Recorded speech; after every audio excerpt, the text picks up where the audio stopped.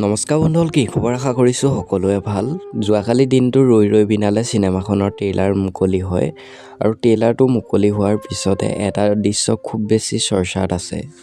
ৰৈ ৰৈ বিনালে এটা দৃশ্যই আচৰিত কৰি তুলিছে সকলোকে। জুবিন দাৰ শেষ সময়ৰ দৃশ্যৰ সৈতে সাদৃশ্য এই বিশেষ ক্লিপ।